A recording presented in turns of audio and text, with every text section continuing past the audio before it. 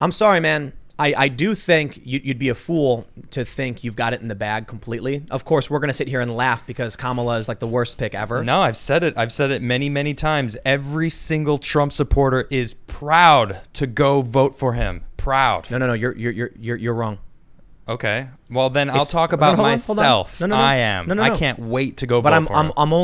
I'm only giving you a jab. The reality is, you didn't give them enough credit. Trump supporters will walk over broken glass to go vote for him. Yeah, it's beyond proud. It is. I see you out there. It is like I am not going to back down because they love this country and they believe that he is doing the right thing, and I do too. For me, it's actually, I think, more so. There's many things Trump has done that's been really great. Economics, you cannot deny it. Yeah. Up until COVID.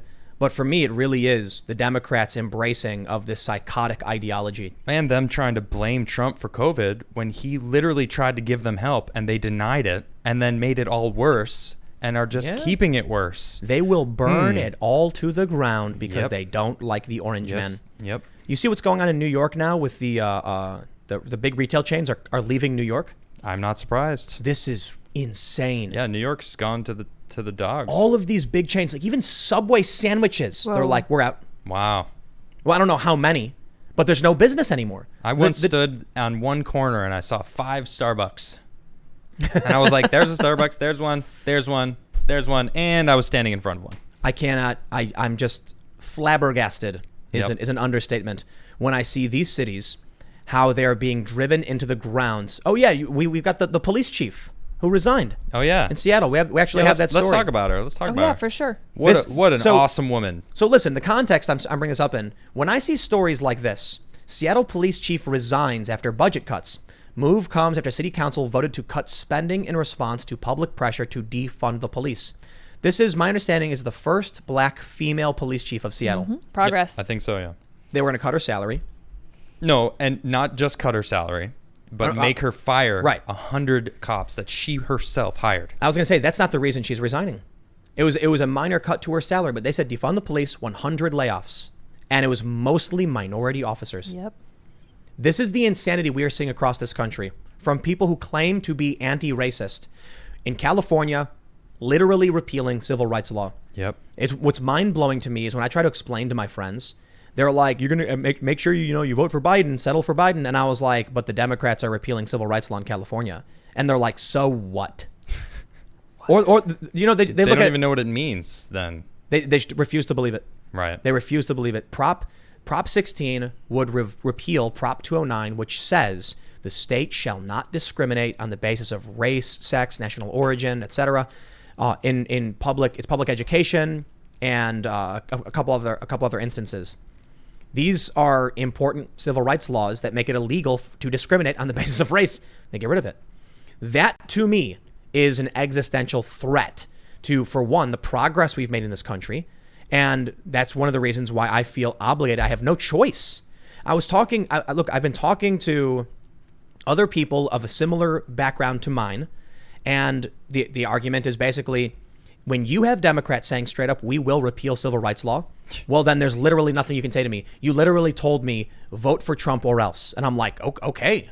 The Democrats have said to me, looked me in the eyes and said, your family history, the things they've went through, the fleeing multiple states because of these because of how the system was structured, those things that protected you, we will take away.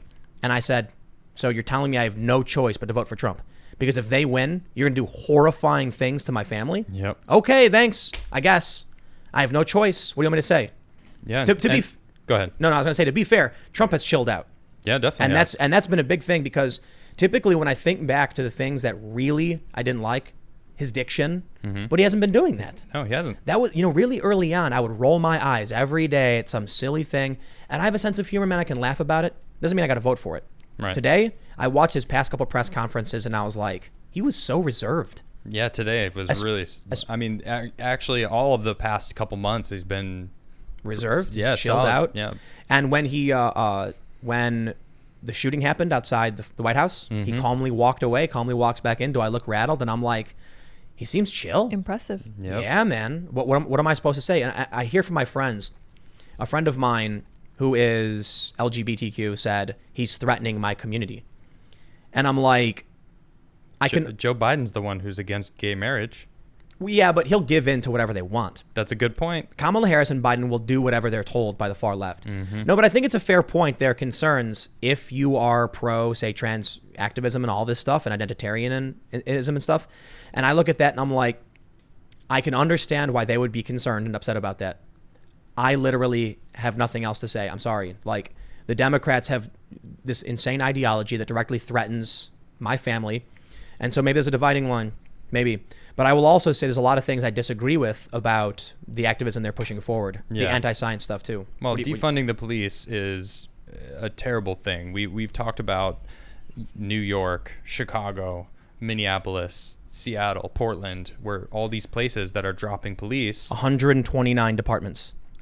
Across the nation? Across the nation.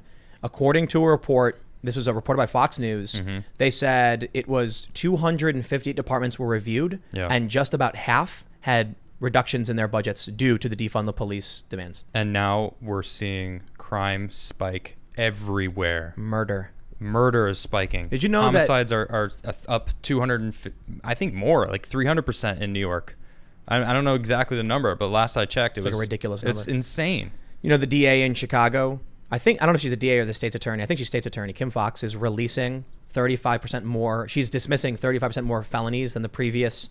Now to be hold on, we really got to be fair. There's probably good reason to suggest that some of these prosecutors were overzealous and prosecuted people they probably shouldn't have. Okay. I'm totally down for prison reform and criminal justice reform, but I gotta say, man, when you're dismissing a higher percentage of homicides and aggravated assaults and sexual assaults and stuff like this at a time when crime is going up, I'm gonna have to give you the side eye and be like, what are you doing over there? More importantly, she released like 800 people for rioting charges, like low-level misdemeanor stuff during the riots, and now we see mass widespread looting, and I'm going, I don't know if I think she's doing it right. Like, is it, what I mean? So I want to give credit to Carmen Best. She is an incredible woman, and I'm going to read this letter that she wrote to the government, or she went to, let's see, who did she send this to? The president and Lisa Herbert of Public Safety in Seattle. So this is a letter directly from her. It says, "Dear President Gonzalez, Chairwoman Herbold, and the Seattle City Council members, I wanted to update you on recent events, particularly those that have occurred late last night. A resident of mine in Snohomish County was targeted by a large group of aggressive protesters late last night. My neighbors were concerned by such a large group, but they were successful in ensuring the crowd was not able to trespass or engage in other illegal behavior in the area, despite repeated attempts to do so. Currently, the local sheriff, not SPD resources, is monitoring the situation. I urge you both and the entire council to stand up for what is right. These direct actions against elected officials and especially civil servants like myself are out of line with and go against every democratic principle that guides our nation.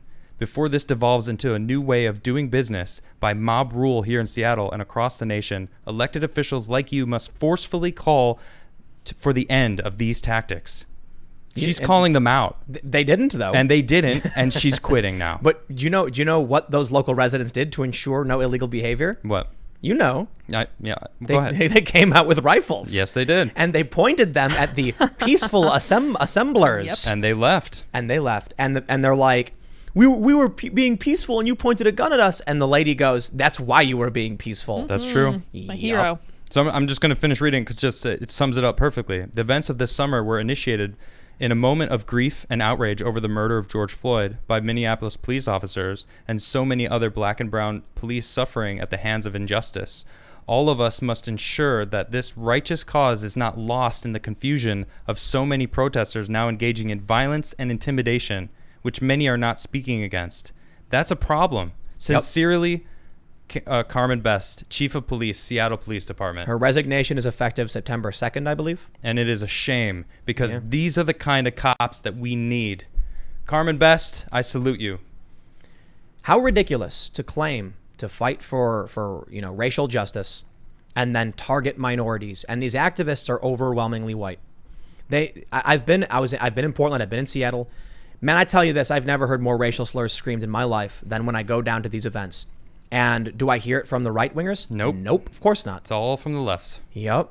It's insane. I mean, there's a couple famous instances where these Antifa types, these Black Lives Matter people, are yelling the N-word at cops, like black cops. His name is Philip Anderson. I've been following this guy still, and he is out there constantly calling these people out, and he gets ridiculed, and he gets name-called so heavily. It's crazy to watch his videos, and he's just calling them out. Like, well, what about me? You know, what about me? Do I not matter to you guys? And they just rip him apart. You know what, man? I'm gonna say it. Props to you, Philip. I'm still watching. I'm really, really mad at the Democrats. Me too. Really, you know why I'm mad? Why? Because they're forcing me to vote for Trump. They're forcing me to have to do it. I don't like voting against. Okay. And normally, unless I hear a bunch of really strong policies, now I'll tell you, I lean towards Trump. That's why I've said, you know, I'm definitely leaning towards it. It's probably going to be, and it's because of Afghanistan. Yep. It's because Trump wants to withdraw troops from Afghanistan. You cannot argue against that. Listen, you can give me a sound, reasonable argument. Maybe Dan Crenshaw has one, but the regular people in this country who are like, I must be for the war now. You know, because Joe Biden supported it and Trump opposed it, therefore I'm for it. Sorry. Give me a real discussion about our use of resources. Otherwise, I don't want to hear it. So I'm looking at Trump now and I'm saying, he's not that bad. I'm looking at the Democrats and I'm like, these people have lost their minds. Yep. And I've never been in a position where I really felt like there was an existential threat to this country. I've seen elections. I've seen the comments about like, you know what, man, I get it. You guys, I'm staying out of this. But now it's to the point where it's like businesses are being destroyed. They're arresting people for running their businesses. The governor of New Jersey just threatened all the businesses again. And I'm seeing posts from locals I know who are like, what does this mean for my business? They're going to take, like, we're done. We're over. Our company is gone. Murphy's crazy. Yeah, these Democrats are psychopaths. Yes, they are. Bill de Blasio illegally painting Black Lives Matter without going through the legal channels, taking taxpayer funds and using the NYPD to protect it, and then arguing that the Blue Lives Matter has no right to paint their own message, and now he's being sued for it. Good. They've lost their minds. I'm not here to advocate for a message to be painted on anything. I'm here to say equality under the law for everybody. Boom. And they don't agree with that. They don't. Then they need to be outed then. Absolutely. They needed to be recalled years ago. And that's why it's like, you know what? Trump's not that bad. I will absolutely take another 4 years of Trump and Republicans if it means the crony establishment and the corrupt are removed from office. Trump's awesome. I'm not. Trump is awesome. I'm going to vote for him. I can't wait to vote for him. I know many of you are out there thinking the same thing I am, and you want to say it, and you're not. If you're scared, don't be scared. Say it. I'm going to say it. I'm proud of it. I'm going to say this one more time. If Donald Trump loses and you right now are too scared to speak up out of fear of losing your job or your friends yelling at you or making people angry or whatever, don't be a mean person. You know, you can express yourself, you can assert yourself and stand up for yourself. But I worry about how people are going to feel if they really do think Trump needs to be the person who wins, that Biden and Kamala are really big threats, and then they lose because you didn't want to speak up. I personally, that's not for me. I can understand people who don't want to do it because they're concerned about their lives and safety and everything like that, but I do not. It would not feel good to, you know, if I knew something was this important and then you lose, you know, imagine January 20th comes around and it's, you know, Cop Kamala and creepy sleepy Biden. And you could have spoken up early. You could have said something. You could have changed it. You could have done it now. This is the time. It is August 11th. We are less than 3 months out. Speak up for what you believe in. And the same is true for the Biden people. Look, all I'm really saying is stand up for yourself. But to be honest, the left has carte blanche to stand up and scream. They break the rules, get fired, and then get reinstated. Like the guy wearing the Black Lives Matter mask. Yep. Taco Bell's like, you're out. And he's like, then I quit. There was a venue. We were going to put on an event. All the staff threatened to quit because they didn't want some of our speakers who were going to be there. And that was it. Show can't go there. A lot of people on the right aren't doing the same thing. Maybe it won't matter because the left will not be voting for Cop Kamala. It's because the people in the middle, like me, are the ones making a difference. Most of us are in the middle. Most of us see that Trump's the way. He is. Let's do it.